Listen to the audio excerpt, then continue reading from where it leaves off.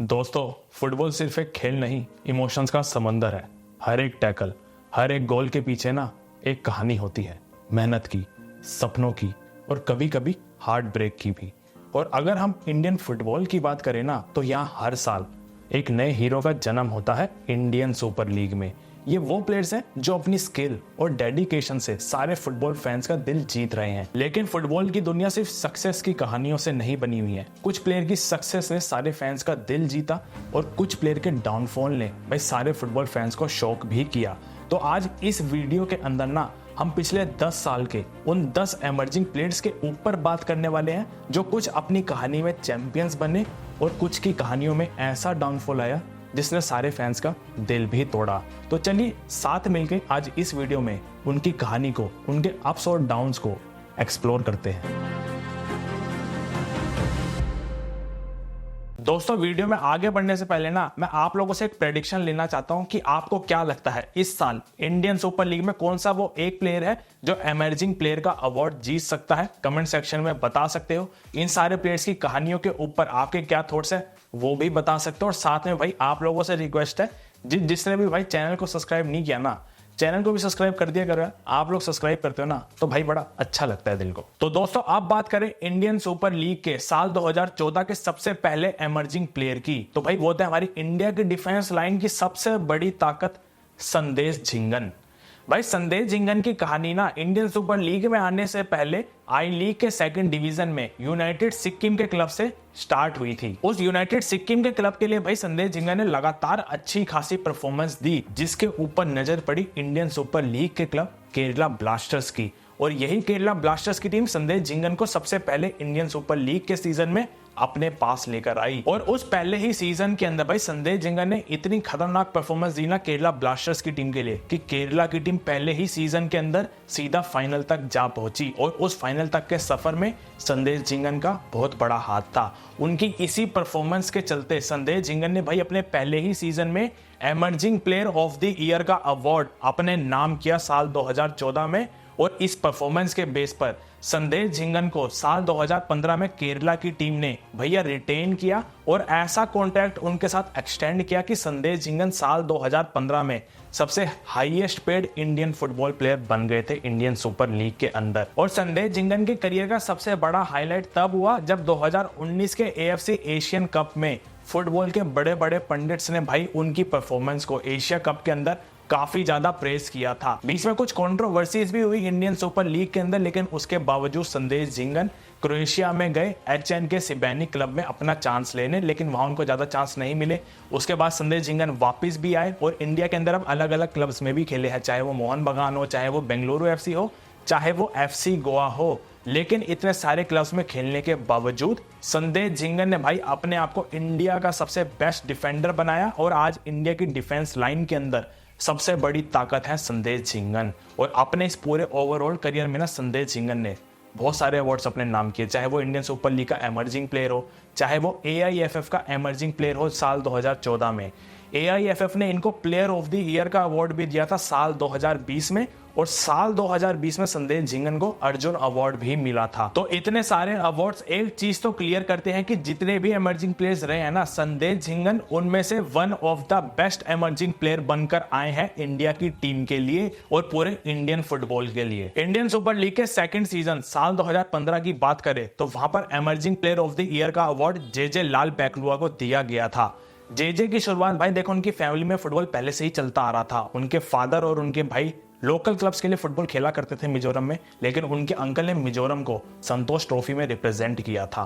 लेकिन JJ को भाई सबसे पहला ब्रेक थ्रू मिला जब ISL के क्लब चेन्नई FC ने उनको साल 2014 में एज अ लोन के तौर पर अपनी टीम में बुलाया। और उस साल 2014 में JJ ने भाई अच्छी खासी परफॉर्मेंस दी और चेन्नईयन की टीम के लिए 4 गोल स्कोर किए। और वो 4 गोल के चलते ही JJ लाल पैकलुआ चेन्नई की टीम में हाईएस्ट इंडियन गोल स्कोरर बन गए थे। उनकी इसी परफॉर्मेंस के चलते JJ को साल 2015 में चेन्नई की टीम ने भाई अपने पास ही साइन किया। और उस साल 2015 के अंदर JJ की तरफ से ऐसी परफॉर्मेंस आई, उन्होंने चेन्नई की टीम के लिए 6 गोल मारे, 3 असिस्ट निकाले, जिसके चलते JJ को साल 2015 में इंडियन सुपर लीग का emerging player of the year का अवार्ड मिला और साल 2017 का सीजन जेजे का सबसे बेस्ट सीजन था चेन्नई की टीम के लिए, जहां उन्होंने 9 गोल स्कोर किए थे 20 अपीयरेंस के अंदर और अपने आप को एक बेस्ट इंडियन गोल स्कोरर साबित किया था इंडियन सुपर लीग में। और जेजे की लगातार इन्हीं अच्छी परफॉर्मेंस के चलते उनको इंडिया की नेशनल टीम के लिए भी मौका मिला और इंडिया की टीम के लिए उन्होंने टोटल 56 अपीयरेंस में 23 गोल स्कोर किए। और इनको एक टाइम पर ऐसा कहा जा रहा था कि सुनील छेत्री के बाद अगर इंडिया ने कोई बेस्ट गोल स्कोरर देखा है तो वो जेजे लाल पेखलुआ है, जिनको द मीजो स्नाइपर का भी एक निकनेम दिया गया था सारे फैंस के द्वारा। और भाई जेजे लाल पेखलुआ ने अपने आप को एक बेस्ट इंडियन गोल स्कोरर साबित किया और 2019 के एएफसी एशियन कप में इंडिया की टीम के लिए इन्होंने गोल भी स्कोर किया था थाईलैंड के सामने। लेकिन कहते हैं ना भाई, सबकी कहानी एक जैसी नहीं होती, किसी की कहानी सक्सेस से भरी होती है तो कहीं पर डाउनफॉल भी आ जाता है और ऐसा ही जेजे के साथ हुआ। जेजे को इंजरी हुई और चेन्नई की टीम के बार बार मौके दिए जाने पर भी उनकी परफॉर्मेंस नहीं आई तो चेन्नई ने उनको रिलीज किया। फिर ईस्ट बंगाल गए, ईस्ट बंगाल में भी परफॉर्मेंस नहीं आई तो ईस्ट बंगाल ने भी उनको रिलीज किया और वहां से उनको इंडिया की टीम के लिए भी वापस कभी दोबारा खेलने का चांस नहीं मिला। इंजरी ने उनके करियर को खराब किया और आज सिर्फ 33 की एज में जेजे ने भैया फुटबॉल से रिटायर हो चुके हैं और मिजोरम में पॉलिटिक्स ज्वाइन कर रखी है। अब अगर इंडियन सुपर लीग के तीसरे सीजन की बात करें तो तीसरे सीजन में जेरी लालरिनजुएला ने emerging player of the year का अवार्ड जीता। भाई देखो, जेरी की करियर की बात करें ना तो फुटबॉल तो ये अपने बचपन के दिनों से ही खेलते आ रहे थे और ये AIFF की इलाइट एकेडमी का भी पार्ट थे और इनको स्पॉन्सर ट्रिप पर फ्रांस भी भेजा गया था फुटबॉल की ट्रेनिंग के लिए। लेकिन उसके बाद इनके करियर की असली शुरुआत हुई साल 2016 में, जहां पर आई लीग में भैया इन्होंने best player of the year का अवार्ड जीता था आई लीग के अंदर और वहां से इनको चेन्नई FC की टीम ने साइन किया इनकी इंप्रेसिव परफॉर्मेंस के बाद। जेरी के चेन्नईयन में आने के बाद अपने पहले ही महीने के अंदर इन्होंने 2 बार emerging player of the match का अवार्ड जीता चेन्नई की टीम के साथ और एक्चुअल में इनके ऊपर सभी की नजरें पड़ी जब इन्होंने गोवा की टीम के सामने एक बहुत ही लाजवाब गोल स्कोर किया और अपने देखते ही देखते चेन्नई की टीम के साथ स्टार्टिंग के 2 महीने के अंदर जेरी लालरिनजुएला ने 4 emerging player of the match के अवार्ड अपने नाम कर लिए थे और उनकी लगातार अच्छी परफॉर्मेंस के चलते इटालियन लेजेंड मार्को मैटेरेट्जी ने भी भैया जेरी लालरिनजुएला की बहुत ज्यादा तारीफ करी थी और बोला था कि Jerry one of the best Indian player है अभी करंट टाइम पर। उसके बाद जेरी का आना जाना लगा रहा नेशनल टीम के अंदर, चेन्नई की टीम के लिए लगातार अच्छी परफॉर्मेंस देते रहे, लेकिन कुछ उनको बीच में इंजरीज हुई जिसके चलते भैया उनकी फॉर्म में थोड़ा सा डिक्लाइन आया और वो फिर ऐसा डिक्लाइन आया कि चेन्नई की टीम ने उनको रिलीज किया। इंडिया की टीम के लिए लास्ट जेरी ने 2019 में इंटर कॉन्टिनेंटल कप खेला था, उसके बाद इंडिया की टीम में कभी उनकी वापसी नहीं हो पाई और आज भी क्लब्स वो चेंज कर रहे हैं, ओडिशा FC के लिए खेल रहे हैं फिलहाल। तो ये जेरी की ओवरऑल कहानी रही है, जहां पर इनसे ज्यादा हाई एक्सपेक्टेशन थी तो ये कहानी वैसी नहीं गई जहां पर सारे फैंस को इनसे उम्मीद थी। अब अगर इंडियन सुपर लीग के 4th सीजन के ऊपर चले तो जहां पर emerging player of the year का अवार्ड जीता था भैया लाल रोथारा ने। लाल रोथारा की कहानी की अगर बात करें ना, ये एक बड़ी ही अंडरडॉग स्टोरी रही है। आई लीग के अंदर आइजोल FC के साथ साल 2016 में इन्होंने आई लीग का खिताब अपने नाम किया था और वो इतनी अंडरडॉग स्टोरी थी ना आइजोल FC की टीम की, जिन्होंने खिताब जीता आई लीग का। और उस स्टोरी के अंदर लाल रोथारा की जो परफॉर्मेंस थी ना, आप ऐसा मान लो आइजोल FC का आई लीग का खिताब जीतने के पीछे लाल रोथारा की बहुत जबरदस्त परफॉर्मेंस का सबसे बड़ा हाथ था। और उस परफॉर्मेंस के बाद लाल रोथारा को ISL के अंदर केरला ब्लास्टर्स की टीम अपने पास लेकर आई क्योंकि लाल रोथारा ने आई लीग में बहुत सारे अवार्ड्स जीते थे। और साल 2017 में केरला ब्लास्टर्स की टीम में आते ही अपने पहले ही इंडियन सुपर लीग के सीजन के अंदर लाल रोथारा ने बहुत सारी मेमोरेबल परफॉर्मेंस दी केरला ब्लास्टर्स की टीम के लिए, जिसके चलते भाई केरला की टीम ने सीधा उनके साथ कॉन्ट्रैक्ट साइन कर लिया 2020-21 तक का।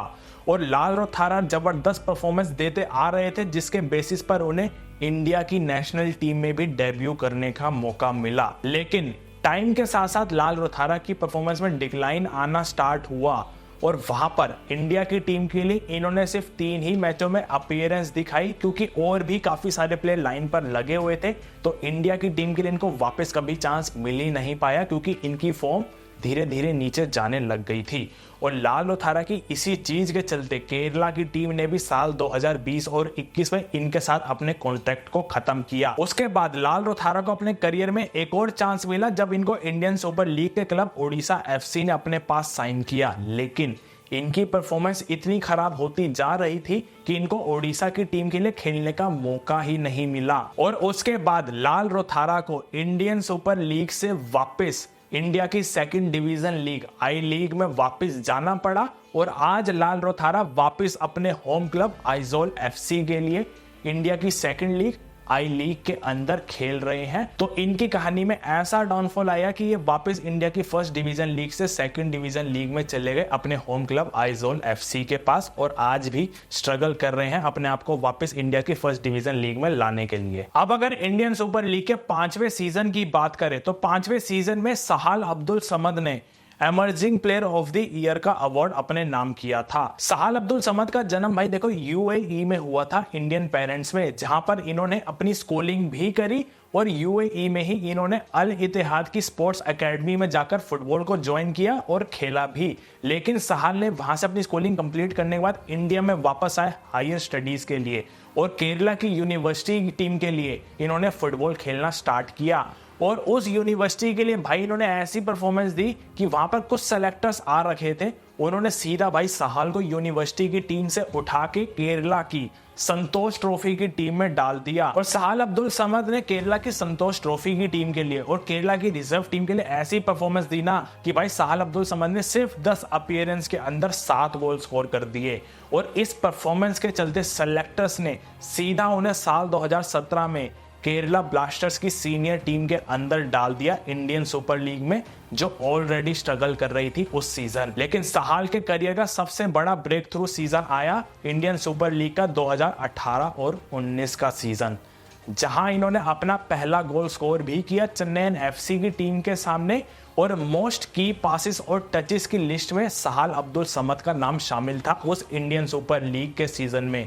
और सहाल की लगातार अच्छी परफॉर्मेंस के चलते सहाल को साल 2018 की इंडियन सुपर लीग में emerging player of the year का अवार्ड भी मिला। और सहाल की ऐसी परफॉर्मेंस के चलते भाई सहाल देखते देखते केरला के पोस्टर बॉय बन गए थे। सहाल की लगातार अच्छी परफॉर्मेंस के चलते जब उनका कॉन्ट्रैक्ट केरला के साथ एंड हुआ तो उनको इंडिया के बड़े क्लब मोहन बगान ने अपने पास साइन किया। और इसके साथ साथ सहाल अब्दुल समद को इंडिया की टीम के लिए 2019 में डेब्यू करने का भी मौका मिला। भाई पूरे इंडिया के अंदर सहाल ने अपने आप को one of the best attacking midfielder साबित किया है। और आज भी अगर किसी फैन से पूछा जाएगा तो वो इंडिया की टीम में बेस्ट अटैकिंग मिडफील्डर का नाम सहाल अब्दुल समद का ही लेंगे, क्योंकि इन्होंने अपना वो नाम बनाया है इंडियन सुपर लीग के अंदर। और अपने पूरे करियर में ना सहाल ने काफी अवार्ड्स भी जीते। अब अगर इंडियन सुपर लीग के 6ठे सीजन की बात करें जहां पर सुमित राठी ने emerging player of the year का अवार्ड जीता था, भाई देखो सुमित राठी की कहानी ना बड़ी ही उतार चढ़ाव वाली रही है। सुमित राठी ने अपने करियर की शुरुआत AIFF की इलाइट अकेडमी का ये पार्ट थे, अपने यंग डेज से फुटबॉल खेलते आ रहे थे। इंडिया की अंडर 17 टीम के साथ इन्होंने फीफा वर्ल्ड कप में भी पार्ट लिया था। उसके बाद इंडियन एरोस की टीम के लिए इन्होंने आई लीग में भी खेला और अनवर अली के साथ इन्होंने काफी इंप्रेसिव परफॉर्मेंस भी दिखाई थी सेंटर बैक की जोड़ी में।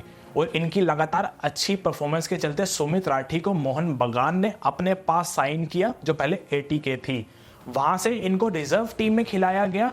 वहां पर जब इन्होंने अच्छी परफॉर्मेंस दी तो ATK के head coach Antonio Lopez Habas इनको 2019 वाले सीजन में टीम के अंदर लेकर आए और सेंटर बैक पर शुरुआत करवाई। और उस सीजन में सुमित राठी ने इतनी अच्छी परफॉर्मेंस दी ना कि उस पहले ही सीजन के अंदर सुमित राठी ने emerging player of the year का अवार्ड अपने नाम कर लिया था इंडियन सुपर लीग के 2019 वाले सीजन में। और उनकी इतनी अच्छी परफॉर्मेंसेस के बाद मोहन बगान के मैनेजमेंट ने सीधा सुमित राठी के साथ 5 साल का कॉन्ट्रैक्ट एक्सटेंशन किया। लेकिन भैया सुमित राठी को क्या पता था कि ये 5 साल का कॉन्ट्रैक्ट एक्सटेंशन जिसको वो अच्छा सोच रहे थे वो उनकी कहानी में एक बहुत बड़ी गिरावट लेकर आ रहा था। सुमित राठी का ये कॉन्ट्रैक्ट साइन करते ही मोहन बगान की टीम में संदेश झिंगन को लाया गया और संदेश झिंगन के आते ही सुमित राठी को चांसेस मिलने कम हुए। जब संदेश झिंगन गए तो फिर अनवर अली को लाया गया और अनवर अली के आते ही सुमित राठी को फिर चांस नहीं मिले। उसके बाद बहुत सारे फॉरेन सेंटर बैक्स को भी लाया गया, लेकिन सुमित राठी को कभी मेन टीम में खिलाया नहीं गया, बजाय इसके कि उन्होंने 2019 वाले सीजन में emerging player of the year का अवार्ड जीता था। और तब से लेके अब तक पिछले 3 सीजन हो चुके हैं, सुमित राठी ने मेन टीम के लिए मुश्किल से 5 मैच ही खेले होंगे या 5 मैच भी नहीं खेले होंगे। और ये उनके करियर का एक आप डाउनफॉल कह सकते हो कि वो प्लेयर जिसको अनवर अली के साथ इंडिया की डिफेंस लाइन का सबसे बड़ा प्लेयर कहा जा रहा था कि इंडिया की टीम में सेटल हो जाएंगे और एक अच्छे डिफेंडर बन के निकलेंगे, उनके करियर में ऐसा डाउनफॉल आया कि जिसकी उम्मीद उनको भी नहीं होगी। और अभी थोड़े टाइम पहले सुमित राठी को एक म्यूजिक वीडियो के अंदर भी देखा गया था जिसने काफी सारे फैंस को शॉक किया था। तो भैया सुमित राठी की कहानी ना बड़ी ही अप्स एंड डाउन वाली रही है, जहां एक टाइम को सब पे इनसे उम्मीद थी कि इंडिया की डिफेंस लाइन में बहुत अच्छे प्लेयर बनकर आएंगे, तो आज सिर्फ ये 1 मिनट खेलने के लिए भी स्ट्रगल कर रहे हैं ISL के अंदर। लेकिन हम उम्मीद करते हैं इनको जल्दी एक अच्छा क्लब मिलेगा। अब अगर इंडियन सुपर लीग के 7वें सीजन की बात करें, जहां पर अपुया ने emerging player of the year का अवार्ड अपने नाम किया था, तो भाई देखो अपुया ने ना अपने बचपन के दिनों से ही फुटबॉल खेलना शुरू कर दिया था। अंडर 14 का सुब्रोतो इंटरनेशनल कप इन्होंने न्यू दिल्ली में खेला और उसके बाद कुछ साल इन्होंने मिजोरम के स्पोर्ट्स सेंटर में भी गुजारे। उसके बाद अपुया ने इंडिया की अंडर 17 टीम के लिए ट्रायल्स दिए जाकर वो इंडिया के अंडर 17 टीम जो फीफा वर्ल्ड कप में खेलने जा रही थी, और वहां अपुया ने भाई सेलेक्टर्स को काफी ज्यादा इंप्रेस किया और अपुया ने फिर फीफा अंडर 17 के वर्ल्ड कप में इंडिया को रिप्रेजेंट भी किया एज अ मिडफील्डर। और उसके बाद देखते देखते अपुया AIFF की इलाइट एकेडमी का पार्ट भी बने और आई लीग के अंदर इन्होंने इंडियन एरोस को भी रिप्रेजेंट किया। वहां से फिर अपुया को इंडियन सुपर लीग के अंदर उनके home club north east United ने अपने पास साइन किया और नॉर्थ ईस्ट यूनाइटेड की टीम के लिए सबसे यंगेस्ट प्लेयर बन गए थे ये, जिन्होंने कप्तानी संभाली थी नॉर्थ ईस्ट यूनाइटेड की टीम के। सिर्फ 20 साल की उम्र में सबसे यंगेस्ट प्लेयर बने थे ये, इंडियन भी और वैसे भी, जो कैप्टनशिप संभाल रहे थे नॉर्थ ईस्ट यूनाइटेड की टीम की। और उसी सीजन के अंदर नॉर्थ ईस्ट यूनाइटेड ने लीग में नंबर 3 पर फिनिश किया, प्लेऑफ्स में भी क्वालिफाई किया। और इनकी इसी परफॉर्मेंस के चलते अपुया को साल 2020 में इंडियन सुपर लीग का emerging player of the year का अवार्ड मिला। और सिर्फ यही नहीं, अपुया को उसी साल FPAI की तरफ से best Indian young player of the year का अवार्ड भी मिला। और उसके बाद अपुया को मुंबई सिटी FC ने अपने पास साइन किया, जहां पर इन्होंने काफी ज्यादा इंप्रेसिव परफॉर्मेंसेस दी उनके लिए। और वहां से फिर इनको इंडिया के एक और बड़े क्लब मोहन बगान अपने पास लेकर आई और आज ये मोहन बगान के लिए मिडफील्ड में बहुत ही तगड़ा काम कर रहे हैं। इंडिया की नेशनल टीम के लिए इन्होंने साल 2021 में डेब्यू किया था अपनी लगातार अच्छी परफॉर्मेंस के चलते, और इंडिया की टीम के लिए AFC एशियन कप 2023 में ये खेले भी। और आज अपुया इंडिया की मिडफील्ड के अंदर one of the best central midfielders और रिलायबल मिडफील्डर्स बनकर बैठे हुए हैं। और अपने आप को अपुया ने इंडिया की मिडफील्ड में एक फैंस फेवरेट प्लेयर बना लिया है। अब अगर इंडियन सुपर लीग के 8वें सीजन की बात करें, जहां नवरेम रोशन सिंह ने emerging player of the year का अवार्ड अपने नाम किया था, तो भाई देखो रोशन सिंह भी ना अपने बचपन के दिनों से फुटबॉल खेलते हुए आ रहे थे। लेकिन साल 2017 और 18 में रोशन सिंह बेंगलुरु FC की रिजर्व टीम के साथ जुड़े और उनके लिए इन्होंने बहुत सारी अच्छी परफॉर्मेंसेस दी, जहां से इनको AIFF ने आई लीग में इंडियन एरोस की टीम में डाल दिया एज अ लोन प्लेयर के तौर पर। और आई लीग में लगातार अच्छी परफॉर्मेंसेस देने के बाद बेंगलुरु FC की मेन सीनियर टीम ने रोशन सिंह को अपनी टीम में इंक्लूड किया। और 2019 और 2020 वाले सीजन में रोशन सिंह लगातार अच्छी परफॉर्मेंसेस देते रहे बेंगलुरु FC के लिए। लेकिन रोशन सिंह के लिए इनके करियर का सबसे बड़ा ब्रेक थ्रू ईयर कौन सा रहा?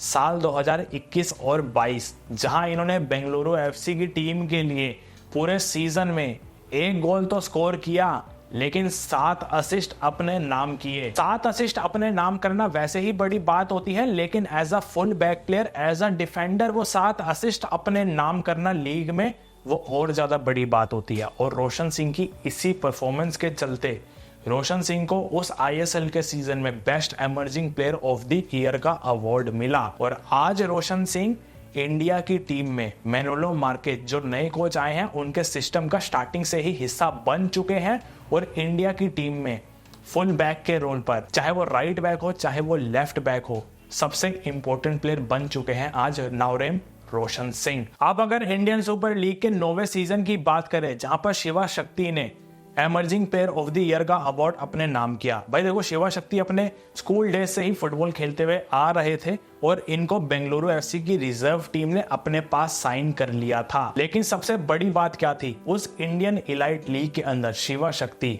हाईएस्ट गोल स्कोरर बन गए थे उस टूर्नामेंट के, जिसके अंदर 2 हैट्रिक्स भी शामिल थी।